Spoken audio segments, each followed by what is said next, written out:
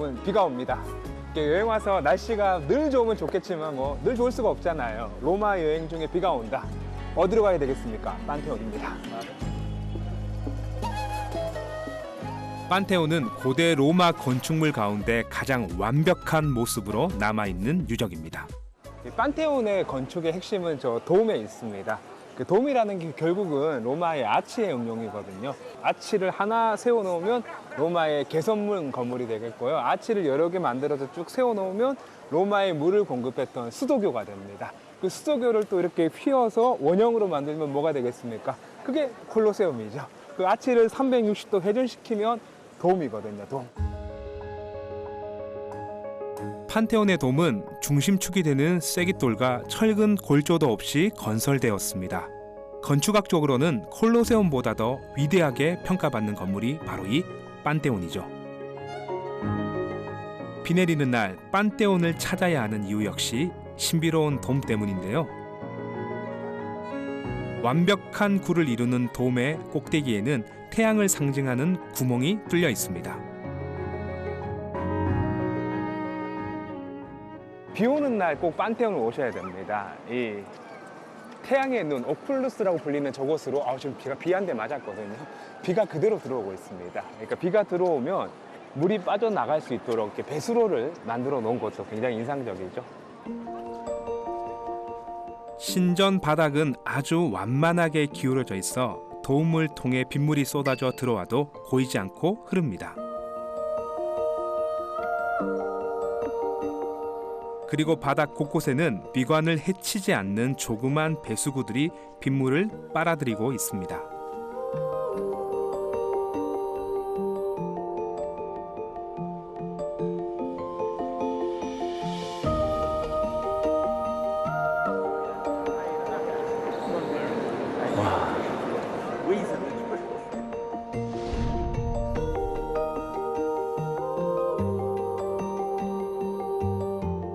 고대 로마인들의 상상력은 그리고 그 상상을 현실로 만드는 능력은 현대의 한계를 아득히 뛰어넘었습니다.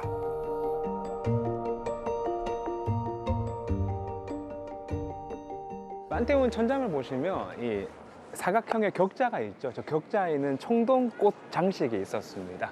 아쉽게도 그 장식은 지금은 다 뜯겨 나가서 남아있지 않습니다. 이걸 다 뜯어가서 만든 게 뭔지 아세요? 성 베드로 성당에 있는 발타키노, 그 화려한 청동 장식을 만들었습니다. 이 판테온에 우주를 담고자 했던 이는 과연 누구였을까요? 판테온을 재건한 황제가 바로 그 유명한 하드리아누스 왕제입니다. 하드리아누스 왕제는 보름달이 뜨는 날 종종 이 판테온을 들어왔다라고 이야기합니다. 이 보름달이 이 판테온을 비춥니다. 그럼 그 빛이 이 판테온의 바닥을 비추고요. 바닥은 다시 이 달빛을 반사해냅니다. 그 빛은 천장에 닿았을 거고요. 천장에 있는 청동꽃들이 별처럼 빛났겠죠. 원은 우주를 말합니다. 그 우주의 중심에 누가 있습니까? 로마 황제가 서 있고 별은 빛나는 거예요. 황제는 자기가 권력의 중심, 우주의 중심에 섰다는 것을 이 판테온에 와서 굉장히 실감을 했을 겁니다.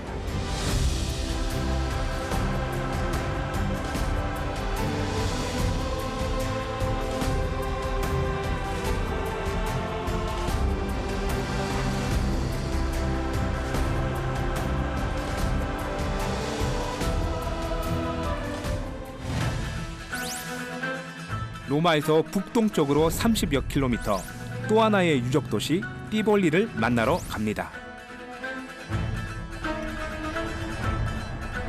지금은 로마 근교의 작은 소도시지만 띠볼리는 로마 제국의 일부로 크게 번영했던 곳입니다.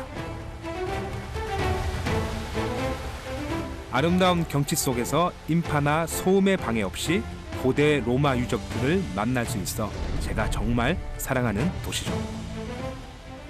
와, 여러분 이런 게 너무 멋있어요. 저는 그 유명한 관광지도 좋긴 한데 2000년대 로마의 신전들이 아무렇지도 않게 탁탁 놓여 있고 이런 모습들이 제가 이탈리아를 좋아하는 그런 이유가 아닐까 생각합니다. 베스타 신전은 불과 화로의 여신 베스타를 모시는 신전으로 이탈리아 여러 곳에서 볼 수 있습니다. 이 신전이 베스타 신전입니다. 그 베스타 신전은 그 베스파랑 많이 헷갈립니다. 베스파는 이탈리아의 오토바이고요. 베스타는 이 불을 관장했던 신전입니다. 항상 처녀들 사제를 시켜서요, 이 불을 꺼지지 않게 지키게 했습니다. 이 불이 꺼진다면 로마의 국군이 다 안다라고 믿었기 때문에 정말 이 불을 꺼지지 않게 관리했던 중요한 신전이었습니다. 베스타 신전은 원형으로 짓는 게 특징인데요. 세계 여러 나라에 이 신전을 본뜬 건물이 있을 만큼 아름다운 건축 양식으로 유명합니다. 이 멋진 로마 신전을 바라보며 식사를 할 수 있는 곳이 바로 옆에 있습니다. 와, 여기 식당 뷰가 어마어마하죠. 띠볼리 올 때마다 제가 꼭 찾는 곳입니다. Allora, visto che sei un grande estimatore della Wow. nostra città, Sì. Tivoli, Sì? questo è un regalo che ti Mamma mia, facciamo. regalo per me. 생각지도 못한 귀한 선물을 받았습니다.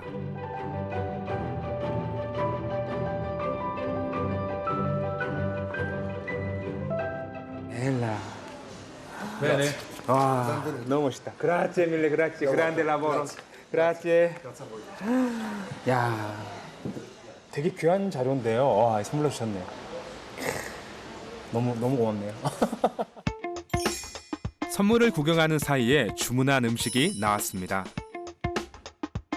일단 전체 요리로는 브루스케타를 시켰거든요. 이거 이제 이탈리아에서 많이 먹는 전체 요리인데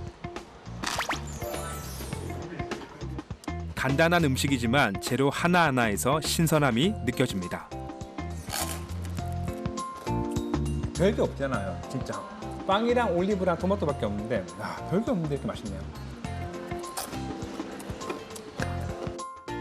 수플리는 로마에 오시면 꼭 드셔봐야 할 음식입니다.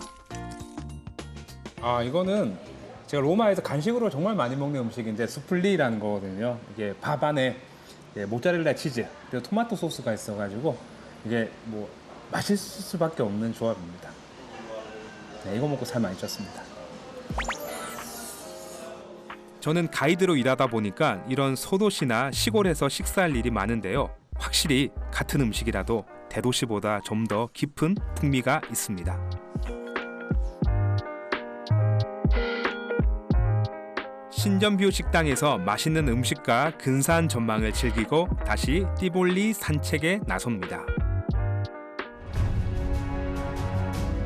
북미는 관광지는 싫지만 로마 유적은 보고픈 분들 여기로 오시면 됩니다. 빌라 아드리아나는 그 로마의 오연제 시대에 여행과 건축을 가장 좋아했던 황제 하드리아누스가 만든 이 별장으로 많이 번역돼 있지만 실제로 이곳은 별장이 아니라 황제가 살았던 황궁입니다. 보통 로마 황제는 그 팔라티노 언덕에서 살았지만 이 하드리아누스는 복잡한 로마를 싫어했습니다. 그래서 이 띠볼리라는 조용하면서도 아름다운 자연 경관이 있고 그리고 풍부한 물, 대리석을 구할 수 있는 이곳에 자신의 꿈꿨던 이상적 집을 짓게 됩니다.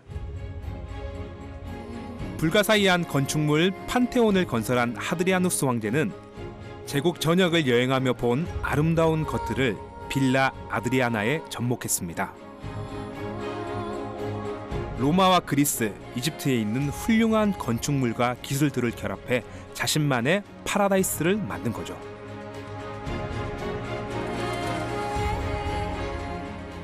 와, 제 눈앞에 진짜 너무 멋진 풍경이 펼쳐지고 있는데요. 제가 가장 좋아하는 곳이기도 합니다. 카노포라고 해서 이집트의 알렉산드리아 그 운하를 재현한 곳입니다. 카노포는 황제의 연회장으로 건설된 곳입니다. 로마의 연회는 보통 밤에 열렸는데요. 그 풍경을 한번 상상해 보세요. 하늘의 별빛과 인간의 불빛이 연못을 비추고 싱그러운 물소리가 음악처럼 흐르는 여름밤의 풍경을.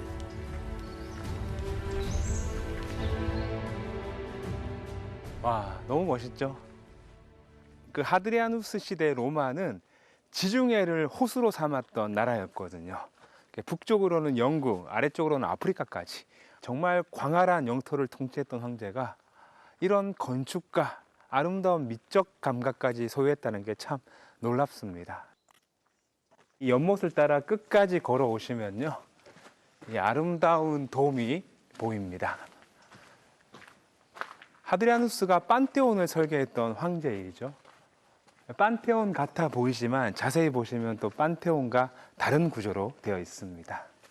그리고 이 돔 아래쪽에 저 높은 장소, 저곳이 이 빌라의 주인공이죠. 하드리아누스 왕제가 앉아서 연애를 즐겼던 장소입니다. 이곳에서 바라보는 이 연못, 정말 정신을 쏙 빼놓을 정도로 아름답습니다.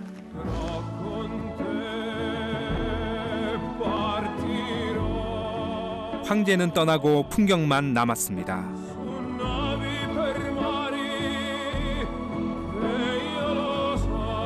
폐허마저 아름다운 불멸의 제국, 여기는 로마입니다.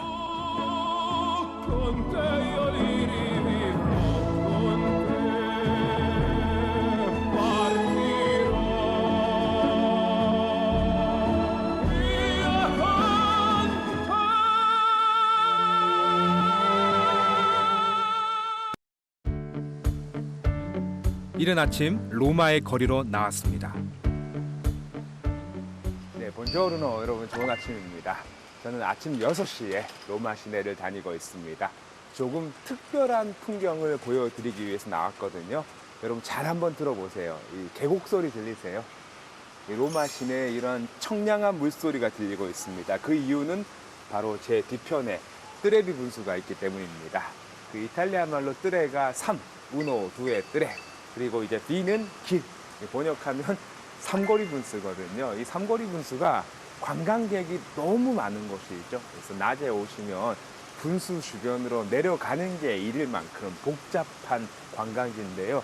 이렇게 아침에 오시면 고요한 그리고 멋진 풍경을 담을 수 있습니다. 로마에는 2,000개가 넘는 분수가 있습니다. 그 중에서도 트레비는 분수의 어머니라 불릴 정도로 로마를 대표하는 분수인데요. 그만큼 와 보신 분들도 많겠지만 이렇게 가까이서 분수의 아름다움을 눈에 담고 청량한 물소리를 귀에 담아 보신 분들은 많지 않을 겁니다. 대부분의 여행자가 대낮에 찾아오다 보니 분수보다 사람 구경만 하다 가기 일쑤거든요. 트레비 분수의 지금 모습은요, 니콜라 살비라는 건축가의 이 디자인이 선택이 되어서 1700년대 중반에 완성이 되었습니다. 여기 바로크 양식의 특징답게 보는 사람을 뭔가 재밌게 하고 놀라게 하는 효과가 있거든요. 여기 창문들 많이 보이시죠? 이 모든 창문이 진짜 같지만 하나의 창문은 가짜입니다. 찾으셨나요? 저 오른쪽 위에 있는 창문, 저 진짜 창문 아니고 그림이고요. 건물은 튼튼해야 되잖아요. 근데 이 건물은 뭔가 무너지고 붕괴되고 있는 듯한 재미난 연출도 하고 있습니다. 그래서 오른쪽 건축의 기초 아래를 보시면 건물이 막 쪼개지고 있고 돌이 무너지는 듯한 효과를 줘서 사람들로 하여금 놀램을 불러일으키고 있습니다. 이른 아침에 오면 이 분수를 여유롭게 즐길 수 있습니다. 트레비 분수 오시면 또 여행자들은 동전을 하나씩 던지고 갑니다. 이야기가 있어요. 하나를 던지면 로마로 돌아온다. 2개를 던지면 와서 연인을 만난다. 3개를 던지면 이건 지어낸 얘기 같습니다. 이혼한다, 뭐 헤어진다는 얘기가 있거든요. 그래서 하나 정도 던지고 로마로 다시 오시면 너무 좋겠죠. 저도 한번 던져볼게요. 던지는 정석은 분수를 뒤로 돌아서셔서요, 왼쪽 귀 뒤로 이렇게 던지는 게 정석입니다. 트레비 분수에 던져지는 동전은 하루에 3,000유로 정도라고 합니다. 400만 원이 넘는 큰 금액이죠. 이 동전들은 한 번씩 수거해서 복지 기금으로 사용하고 있답니다. 동전 한 잎으로 예쁜 추억도 만들고 좋은 일에도 동참할 수 있으니 한 번쯤 던져볼 만 하겠죠? 여러분, 트레비 분수 물맛을 보실 수 있는 거 아세요? 여기 한켠에 오시면 실제로 이 트레비 분수를 장식하는 물, 이 2줄기를 이렇게 뽑아서 관광객들이 마실 수 있게 마련했습니다. 이 아래쪽은 뭐 개들이 핥고 뭐 깨끗하지 않으니까 물을 막으면 이렇게 앞으로 물이 나오거든요. 이렇게 마시시면 트레비 분수의 물맛을 보실 수 있습니다.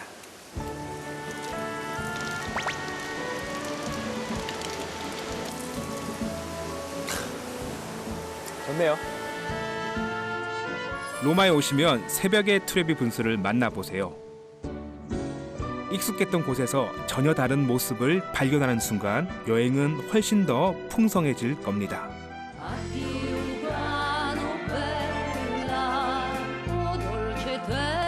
트레비 분수만큼이나 로마 여행자들의 버킷리스트에서 빠지지 않는 성당이 하나 있습니다. 정확히 말하면 여행자들이 찾는 곳은 성당이 아닌 입구죠.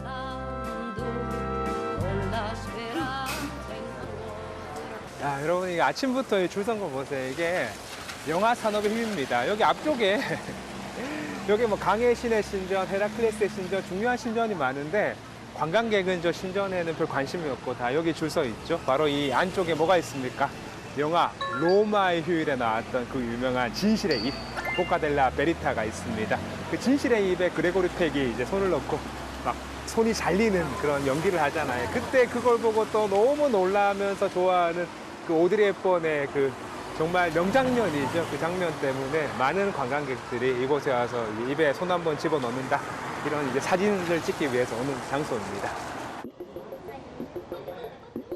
영화 로마의 휴일을 보지 않았어도 진실의 입이 등장한 장면은 모르는 분들이 거의 없을 것 같은데요.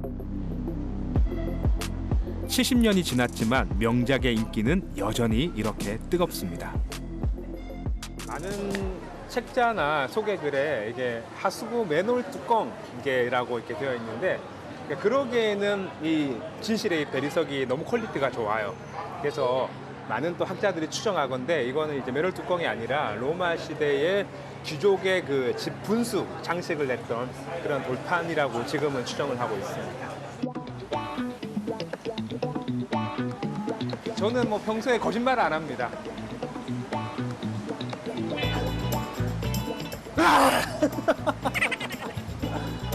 보셨죠? 진실한 사람은 네 멀쩡하게 손이 나옵니다. 물론 제가 여기 온 이유는 뭐 전 세계 사람들이 다 아는 이 진실의 입이라는 관광지를 소개해드리기 위해서 온 게 아닙니다. 제가 진짜 소개하고 싶은 곳은 바로 이 성당입니다.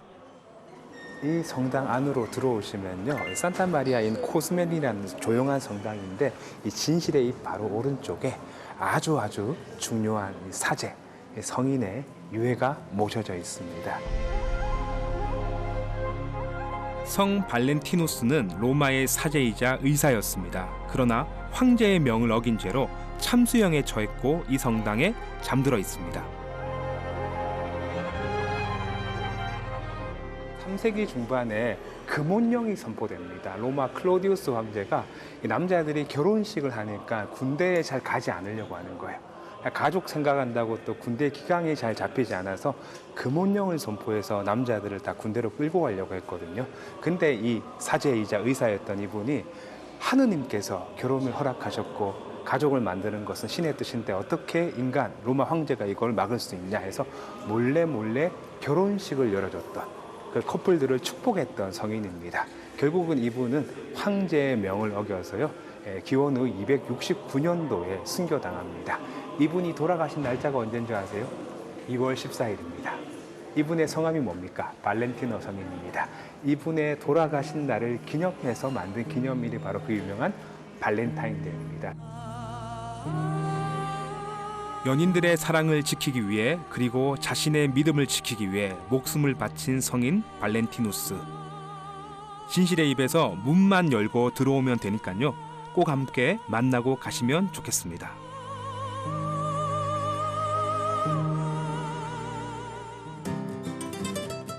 이번엔 제 단골 맛집을 공개할까 하는데요. 진실의 입에서 걸어서 20분 정도 거리에 있습니다. 제가 로마 살 때 자주 방문했던 식당이 있습니다. 이게 로마 내려올 때도 꼭 한 번은 찾는 식당인데요. 여기 할머니 성함이 파올라라는 분인데 이분이 이제 그 메뉴판을 정해놓지 않고 그냥 계절마다 괜찮은 식재료로 음식을 해주는 곳이거든요. 그러니까 로마의 가정식을 맛볼 수 있는 곳입니다. 자, buongiorno.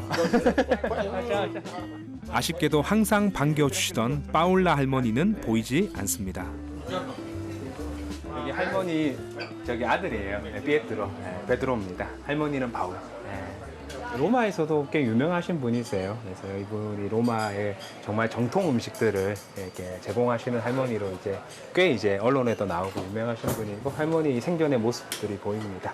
돌아가셨어요. 제가 촬영하는 날 기준으로 한 2달 전에 할머니랑 찍은 제 사진도 부끄럽는데 여기 있네요. 찾아오는 손님 누구나 푸근한 웃음으로 안아주시던 그 모습이 눈에 선합니다.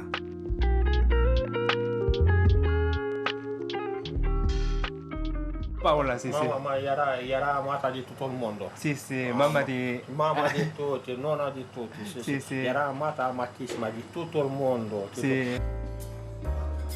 와. 파울라 할머니의 레시피는 피에트로 사장님이 그대로 이어받았습니다.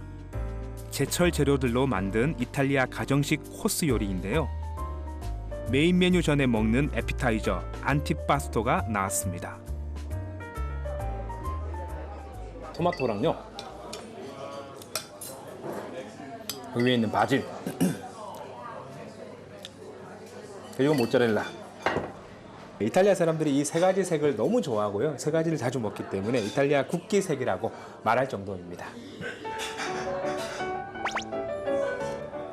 저는 이 프로쇼토를 이탈리아 식재료의 꽃이라고 하거든요. 이 꽃처럼 너무 이쁘게 생겼잖아요. 이 아름다운 꽃을 먹어보겠습니다.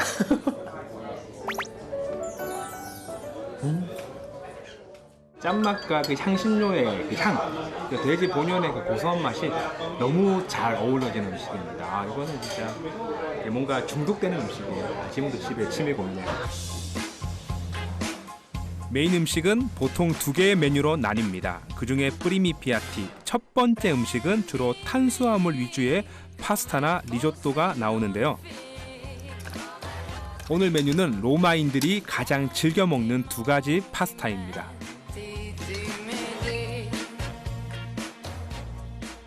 이게 대표적인 로마 파스타인데 첫 번째가 까르보나라입니다. 까르보나라를 리가토니 면에 이렇게 해서 주는 건데 까르보나라가 카르보니 석탄이라는 뜻도 있거든요. 그래서 이 광부들이 일하면 배고프잖아요. 그래서 배고프지 말라고 든든하라고 만든 음식이 까르보나라. 이 까르보나라에서 토마토 소스를 더하면 이 아마트리치아나라는 이 로마의 정통 음식 2개가 됩니다. 그래서 이 2개가 정말 로마의 로컬 음식이라고 할 수 있거든요.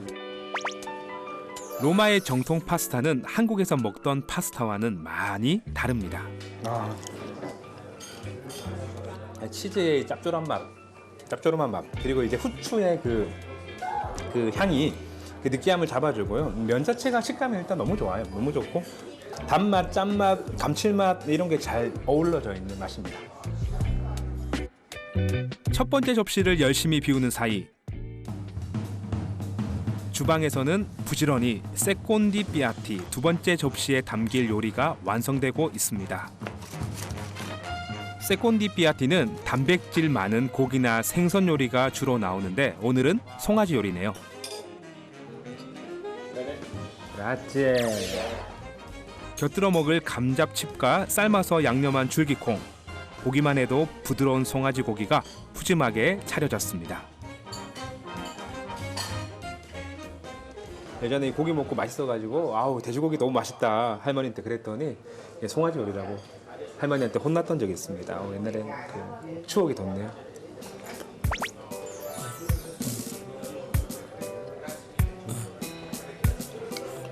수육 같아요. 정말 한국의 잘 삶은 수육, 맛있는 수육을 먹는 느낌인데 확실히 한국적 수육 느낌은 아니고 이탈리아식 그런 수육의 느낌입니다. 맛있어요? 한국에서 먹던 이탈리아 요리를 생각하고 오시면 입맛에 안 맞을 수 있고요. 진짜 로마의 집밥을 맛보고 싶다 하는 분들에게 강력하게 추천하는 식당입니다. 로마에 머무는 동안만큼은 로마인처럼 먹고 보고 느껴보는 것도 좋지 않을까요?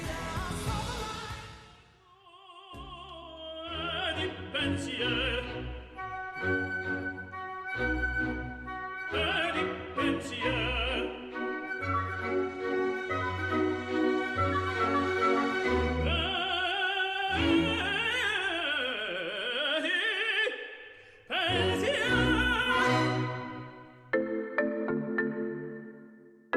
이번엔 제가 로마에서 정말 좋아하는 성당 한 곳을 소개해 드릴게요. 콜로세움에서 3분만 걸어오시면 이 좁은 골목 끝에 이 빈골리 성당이 보이거든요. 이 성당 내부로 들어가시면 미켈란젤로, 그 신과 같은 예술가 미켈란젤로의 3대 조각 중 하나죠. 모세상이 이곳에 원본이 있고요. 그리고 아주 신비로운 쇠사슬이 있습니다. 그래서 이 성당 이름이 쇠사슬 성당이거든요. 산피에트로 인 빈골리. 산피에트로는 성 베드로를 말하고 빈골리는 쇠사슬을 말합니다. 베드로는 예수의 12제자 중 한 명이자 초대 교황으로 기독교 박해중에 순교했습니다. 제 뒤쪽에 보이는 이 쇠사슬, 이 쇠사슬이 실제로 베드로를 결박했던 그 쇠사슬입니다. 전설에 따르면 쇠사슬은 원래 2개였는데 저절로 달라붙어 떨어지지 않았다고 합니다. 1유로를 넣으면 문이 열려다 닫혀요. 기적의 쇠사슬이 모셔진 성모람은 금박으로 장식된 청동문이 보호하고 있습니다. 저기 보시면 오른쪽에 감옥에서 풀려나는 베드로의 모습을 볼 수 있어요. 고난의 상징이자 역사의 기록, 순교자 베드로의 쇠사슬은 로마에서도 아주 희귀한 유물로 꼽힙니다. 베드로 하면 이 로마 가톨릭에서 1대 교황으로 보거든요. 물론 가톨릭뿐만 아니라 개신교 신자들에게도 아주 중요한 인물인데 그 베드로를 결박했던 쇠사슬, 이게 너무 신비롭고 믿기지 않는 그런 모습으로 이렇게 남아 있습니다.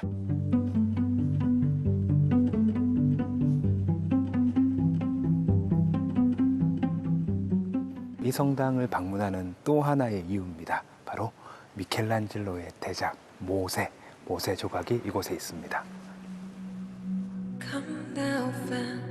모세 조각상은 율리우스 2세 교황의 무덤 장식을 위해 제작되었는데요. 바티칸에 있는 피에타, 피렌체에 있는 다비드상과 함께 미켈란젤로의 3대 조각 작품으로 불립니다. 1515년 완성된 이 작품은요, 미켈란젤로의 걸작 중에 하나입니다. 실제로 자신이 만든 이 조각이 너무 생생해서요, 미켈란젤로가 무릎을 치며 이제 모세 말을 하십시오 라고 얘기했던 유명한 일화가 있습니다. 유대인들의 종교 지도자 모세는 노예로 살아가던 수백만 명의 유대인들을 이집트로부터 탈출시킨 영웅인데요. 이 성당의 모세 조각상에는 눈에 띄는 게 있습니다. 여기서 자세히 보시면 모세 머리에 뿔이 나 있어요. 이게 재밌죠. 이 시대에 만들어진 모세는 뿔이 나 있습니다. 왜냐하면 시내산에서 하느님을 만나고 내려왔던 모세는 얼굴에 영광이 가득했다라고 되어 있거든요. 그 라이트 오브 빔을 그 시대 사람들은 뿔로 잘못 해석했답니다. 그래서 르네상스 시대의 모세는 뿔이 나 있는 게 특징이기도 합니다. 성경의 오역으로 인해 탄생된 뿔 달린 모세상. 치밀하고 완벽하게만 보이던 걸작에 인간미 한 방울이 더해져 더욱 특별한 걸작이 되었습니다.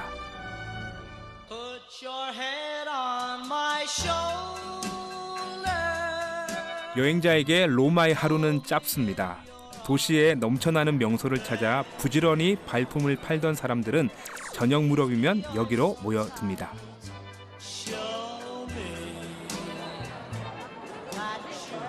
저 뒤쪽에 보이는 저 계단이 바로 그 로마의 휴일이라는 영화에서 오드리 헵번이 또 맛있게 젤라또를 잡수셨던 곳이라서 많은 또 사람들이 그녀를 기억하면서 앉아있는 곳이기도 합니다. 원래 이 계단 이름이 스페인 계단이 아니었습니다. 원래 계단은요, 스칼리나타 델라 트리니타 데이 몬티.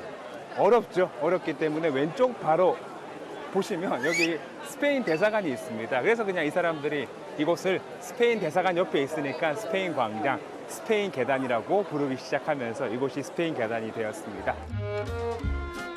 스페인 계단에서 사람 구경을 하다가 일몰때에 맞춰 위쪽 언덕으로 가보세요. 스페인 계단을 끝까지 오르시면 이 뒤쪽에 성당이 하나 있어요.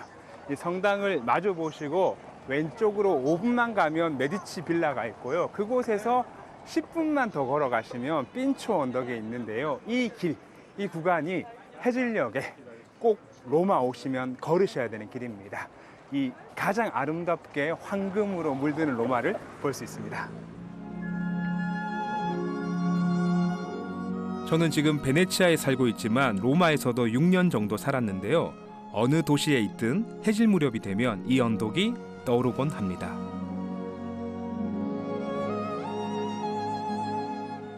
개인적으로 제가 로마에서 해질녘에 가장 좋아하는 포인트 중에 한 곳입니다. 너무 멋지지 않습니까? 저 멀리 보이는 돔 있죠? 멀리 있지만 가장 크게 보이는 쿠폴라 돔. 저곳이 바로 바티칸 성 베드로 성당입니다.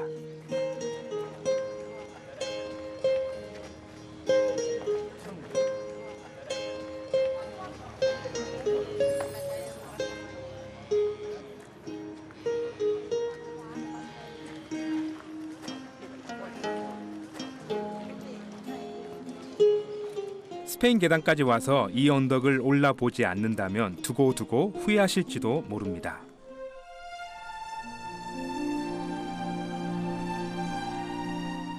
여기가 로마 최고의 일몰 명소입니다.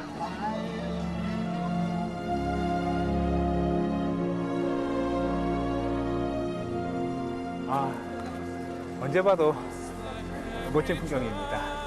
특히 이제 이 해가 이 바티칸이 있는 곳으로 넘어가거든요. 그때 이 빨갛게 물든 로마와 바티칸 시국의 모습은 언제 봐도 감동이네요. Give us faith so we'll be saved. 이탈리아를 사랑해 전국을 여행했던 청년 시절의 괴테는 로마로 들어선 날 나는 다시 태어났다고 여행기에 썼습니다. 대문호를 감동케 한 이 아름다운 도시는 여전히 여행자들을 매혹하고 있습니다.